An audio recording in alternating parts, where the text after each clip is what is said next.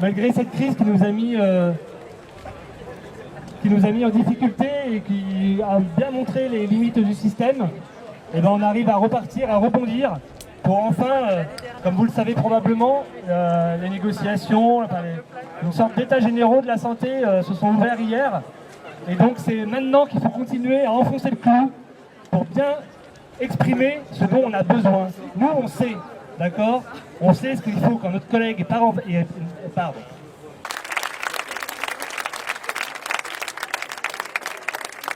Ça fait 1 an qu'on est mobilisé, il y a eu et il y a toujours la crise du Covid. Effectivement, avec cette crise, on a mis en lumière les problèmes de l'hôpital et là, on ne pouvait plus faire des tours de passe-passe et bluffer la population sur les réelles difficultés de l'hôpital.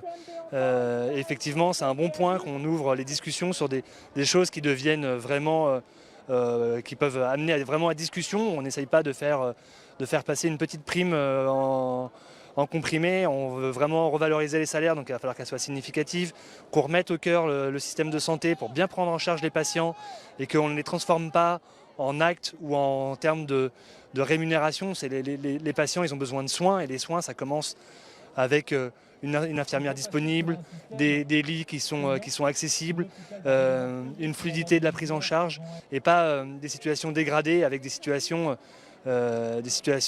qui mettent en danger tant les soignants que les patients. On est là, on soutient, on soutient, on soutient. On est derrière vous et on sera toujours derrière vous et on sera tout le temps à vos manifs et on sera là aussi samedi. Pour la CGT, c'est reparti, ça ne s'est même jamais arrêté. La CGT dénonce depuis des décennies la paupérisation de l'hôpital, le manque de moyens humains et en effectifs.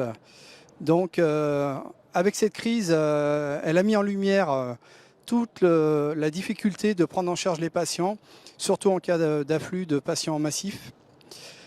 Donc, cette crise sanitaire a mis en évidence la difficulté et le fait que la santé est une richesse et n'est pas un coût.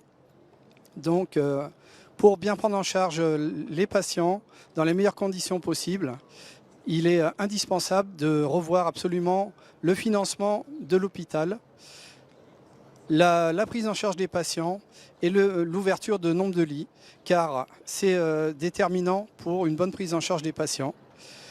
Plus de lits, plus de soignants, plus de moyens.